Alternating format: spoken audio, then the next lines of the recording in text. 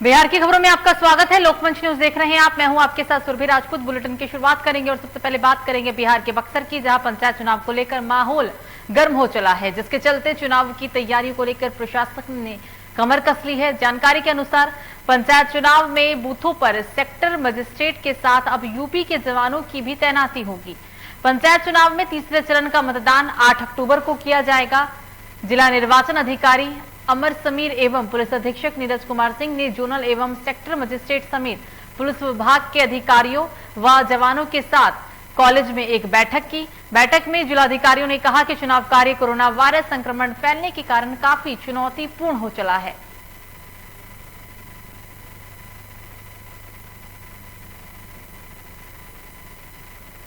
तो बेगूसराय में सदर अस्पताल और तेहरा अनुमंडल अस्पताल में प्रधानमंत्री के वीडियो कॉन्फ्रेंस के बाद उद्घाटन के बाद अब ऑक्सीजन प्लांट का उद्घाटन केंद्रीय मंत्री गिरिराज सिंह ने किया है। उद्घाटन समारोह के बाद केंद्रीय मंत्री गिरिराज सिंह ने पीएम मोदी की जमकर तारीफ की। कांग्रेस पर भी उन्होंने जमकर निशाना साधा। उन्होंने कहा कि आज एक ऐतिहासिक दिन है। पीएम मोदी ने अपने 20 साल की सेवा आज पूरी कर ली है। इस मौके पर देश में 1200 से ज्यादा ऑक्सीजन प्लांट का उद्घाटन किया गया, जबकि आज तक भारत पर सिर्फ एक ही खानदान ने 5 साल तक राज किया है।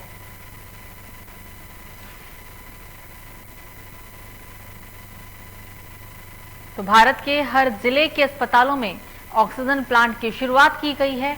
केंद्रीय मंत्री गिरिराज सिंह, कुंदन कुमार सिविल सर्जन के साथ चिकित्सक और जनप्रतिनिधि इस पूरे उद्घाटन समारोह में मौजूद रहे। ऐतिहासिक दिन है। हम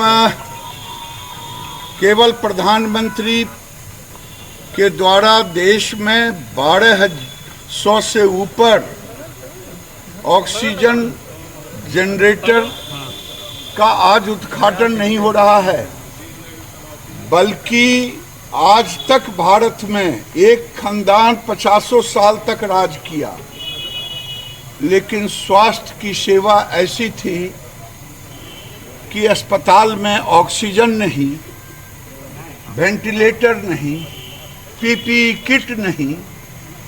आज प्रधानमंत्री ने उसको साकार कर दिया, देश को समर्पित किया। मोदी ने आज मोदी का 20 बरस गरीब कल्याण सेवा में लगने का आज दिन है और मोदी ने अपने कार्यकाल में गरीबों को कोरोना काल में पिछले 2020 से लेके अब तक पूरे दुनिया में कोई भारत के अंदर अन्न के बिना मरने का काम किसी को मरने नहीं दिया गया।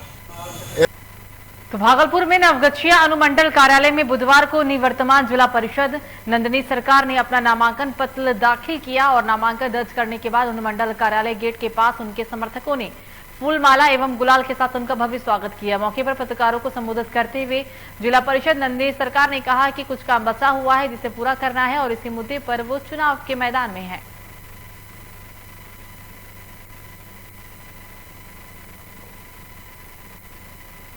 कुछ काम नहीं कर पाया और मेरा प्रण है आज से। मैं पहले भी संघर्ष करती आई हूँ, एक बचपन से संघर्ष करती आई हूँ।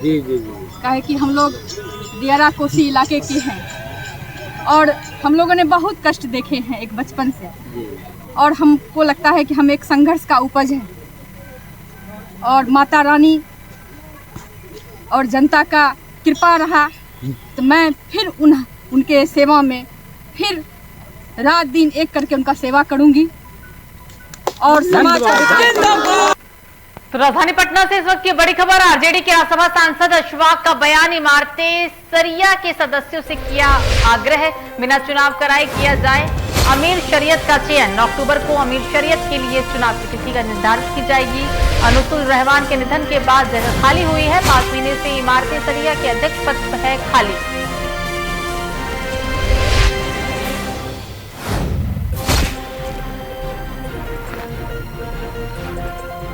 राजधानी पटना से इस वक्त की बड़ी खबर आपको बता रहे हैं। आरजेडी के राज्यसभा सांसद का बड़ा बयान सामने आया है। इमारतें सरिया के सदस्यों से उन्होंने आग्रह किया है क्योंकि बिना चुनाव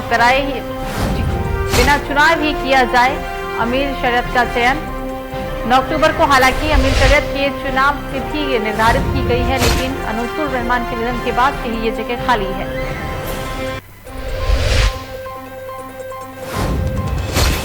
अगली खबर भी राजधानी पटना से ही, जहां परिवहन मंत्री शीला मंडल का बयान, राज्य में सीएनजी स्टेशन में बैठने का काम किया जाएगा। उन्होंने ये भी कहा है कि इलेक्ट्रिक बसों का पूरा राज्य में परिचालन जल्द ही पूरा कर लिया जाएगा। जो भी बस का ज्यादा भाड़ा लेगी उसके खिलाफ कड़ी कार्रवाई की जाएगी। एथनॉल को राज्य में लाया जा रहा है। शीला मंडल ने यह भी कहा है कि पार्टी जहां भी चुनाव प्रचार के लिए भेजेगी वो वहां जाएंगी। देखिए, कौन क्या कर रहा है उससे हम लोग को लेना देना नहीं है। हम लोग क्या कर रहे हैं इस बात पे आप पूछिए, उस पर हम सही जवाब देंगे। हम लोग अपना कर्म कर रहे हैं। हमारी पार्टी, हमारे सरकार, माननीय मुख्यमंत्री जी, हमारे जितने कार्यकर्ता लोग हैं, चाहे प्रखंड स्तर का हो, बूथ स्तर का, सब लोग अपने लिए कार्य करें। हम लोग फल ऊपर वाला देता है। पटना सिटी से अगली बड़ी खबर, नवरात्र के पहले दिन कलश स्थापना एवं माता शैलपुत्री की पूजन के साथ शारदीय नवरात्र को शुरू किया गया। सभी देवी मंदिरों एवं पूजा पंडालों में विधि विधान पारंपरिक तरीके से माता का पूजा ब्राह्मण वैदिक मंत्रों के साथ संपन्न किया जा रहा है। सुबह से ही सभी शक्तिपीठ देवी मंदिरों में श्रद्धालुओं का उत्साह देखने को मिल रहा है। सभी अपनी बारी का इंतजार कर रहे हैं। जय माता दी की गूंज के कारण पूरा वातावरण ममतामय हो गया।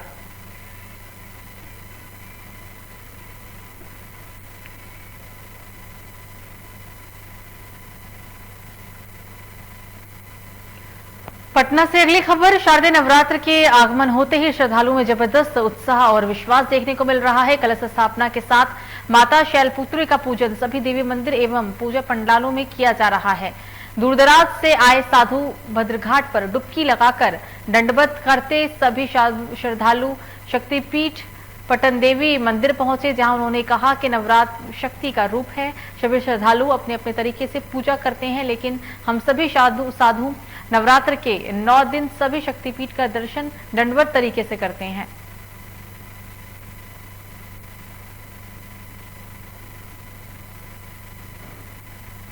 तो बिहार के कटिहार में हैरान कर देने वाला मामला सामने आया, जहां शहर थाना क्षेत्र के रजकटोला में केंद्र विद्यालय में कक्षा 9 में पढ़ने वाली छात्रा प्रियदर्शनी से एक गिलहरी से दोस्ती हो गई और अब गोलू गिलहरी मानो उस परिवार का हिस्सा बन गई है।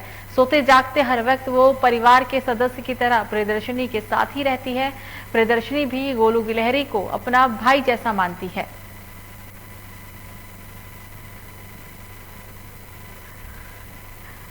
बाहर से कोई आने पर वो चीख चीख कर अपने ही अंदाज में परिवार के लोगों को उस बात की सूचना देती है। ये अनोखी दोस्ती आप देख रहे हैं बिहार के कटिहार से। सच में इंसान से इंसान की बनती नहीं और इंसान और जानवर का ये प्रेम देखने लायक है। कौन है गोलू? गोलू एक गिलहरी है। वो पेड़ से गिरा था, मेरी बेटी ने उसे उठा करके पाला है और एक फैमिली मेम्बर है वो। और सुबह में उठना, खाना रात को खिलाना, सुबह खिलाना और बहुत बेटे की तरह। क्या करता है गोलू? कैसे हाथ बटाता है गोलू? आपके घर घरेलू काम में कैसे हाथ बटाता है? कोई बाहर ही आ जाता तो कैसे गोलू उसको रिएक्ट करता है? कोई अगर आता है बाहर से तो वो चीखता है कि कोई घर में प्रवेश किया है, तो मेरी बेटी उठ करके देखती है बाहर में। गोलू एक गिलहरी है और वो एक दिन एक पेड़ से गिरा था और हमने और मेरी मम्मी ने देखा था, तो वहाँ पे उसकी मम्मी नहीं थी और उसकी मम्मी हमें मिली भी नहीं, इसलिए मैंने और मेरी मम्मी ने उसका परवरिश किया। अब वो इतना बड़ा हो गया है कि अब वो एक तरह का गार्ड बन गया हम लोग के घर का। जैसे ही कोई बाहरी इंसान आता है तो वो चीख चीख के मानो कह रहा हो कि चलो कोई आया है, जाके देखो अब कौन आया है। और साथ ही साथ वो हमारे एक अलार्म की तरह भी बन गया। सुबह सुबह वो मुझे उठाने का काम करता है और चिल्लाता है ऐसे जैसे मानो कह रहा हो कि चलो अब उठ भी जाओ, तुम्हारे स्कूल का टाइम हो गया और तुम्हें पढ़ना भी है। खबर बिहार के मुजफ्फरपुर से, जहां हिंदू पंचांग के अनुसार हर साल अश्विन मास के शुक्ल पक्ष की प्रतिपदा से शारदीय नवरात्र की शुरुआत होती है, जिसमें 9 दिन तक देवी दुर्गा के अलग अलग रूपों की पूजा की जाती है। प्रथम दिन कलश की स्थापना की जाती है। शहरी आबादी से दूर अगर ग्रामीण क्षेत्रों की बात किया जाए तो यहाँ भी दुर्गा पूजा बड़ी ही धूमधाम के साथ मनाया जाता है। गायघाट प्रखंड में भी दुर्गा पूजन का आयोजन किया जा रहा है।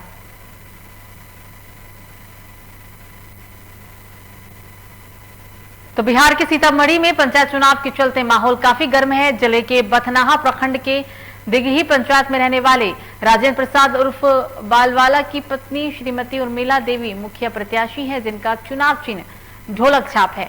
पंचायत वासियों के अनुसार राजेंद्र प्रसाद उर्फ बालवाला विगत कई वर्षों से पंचायत के लोगों की सेवा करते आ रहे हैं। लगातार हर छोटी बड़ी पंचायत के कार्य में वो बढ़ चढ़कर हिस्सा लेते हैं। यहाँ तो दिघी पंचायत से सबसे अच्छी और सुशील उर्मिला देवी ही उम्मीदवार है, जिसका चुनाव चिन्ह ढोलक छाप है जी। उसके पति के द्वारा यहाँ अनगिनत कार्य किया गया है जी। कार्य की कोई सीमा ही नहीं है। महारानी स्थान बनाया, ब्रह्म बाबा के यहाँ चबूतरा बनवाया, रोड में रोड़ी गिराता था, और इलाज के लिए सीतामढ़ी यहाँ से सैकड़ों आदमी का आँख इलाज फ्री किया गया है। अच्छा। और बहुत कम धुआं में भी इलाज किया गया है। उर्मिला देवी को ही जिताना है निश्चित तौर पर। उर्मिला देवी को देंगे काम देखकर। काम हमसे ही सब जीता नहीं है पोस्ट पर जी। तो अभी हमारे गांव में इतना विकास किया है अच्छा जो सीमा से पार नहीं है। अच्छा, मतलब मुखिया न रहते हुए भी काम बढ़िया किया बहुत किया है। अच्छा। 9 महीना हमको राशन मिलता था, सरकार दिया 12 महीना को जी जी जी। पूर्व मुखिया हमको 9 महीना को दिया। अच्छा। राजेंद्र जी अपना बाहुबल से अपना खर्चा करके 12 महीना को 12 महीना मिल रहा है। अरे वाह, क्या नाम है चाचा? राजकिशोर भगत। तो वहीं सुपौल में प्रधानमंत्री ने जिले वासियों को आज ऑक्सीजन प्लांट की सौगात दी। दरअसल उत्तराखंड प्रदेश के ऋषिकेश से ही देश के प्रधानमंत्री ने भारत के 28 राज्यों के विभिन्न जिलों में वर्चुअल माध्यम से ऑक्सीजन प्लांट का शुभारंभ किया, जिसमें बिहार का सुपौल जिले के सदर अस्पताल में करीब 62.5 लाख की कीमत से बने ऑक्सीजन प्लांट का लोकार्पण किया गया। सदर अस्पताल में भी बने ऑक्सीजन प्लांट का जिले के डीडीसी मुकेश कुमार ने फीता काटकर निरीक्षण करके मीडिया को जानकारी दी है। ये प्लांट यहाँ बैठाया जा रहा था, जैसा कि आप अवगत है, कोविड के क्रम में जो ऑक्सीजन की कमी थी उसके लिए व्यवस्था की गई है। 62.5 लाख रुपये का ये प्लांट बैठाया गया है, जिसका आज वर्चुअल बोर्ड में माननीय प्रधानमंत्री द्वारा इसका उद्घाटन किया गया है। इसकी क्षमता जो है 500 मतलब जो है लीटर पर मिनट है। इससे अब कभी इस तरह की आपात स्थिति आती है तो जो ऑक्सीजन गैस की कमी या जो परेशानी थी उसको हम लोग सहजता के साथ दूर कर सकते। तो फिलहाल बुलेटिन में मुझे दीजिए इजाजत। लोकमंच न्यूज पर खबरों का सिलसिला जारी रहेगा। नमस्कार।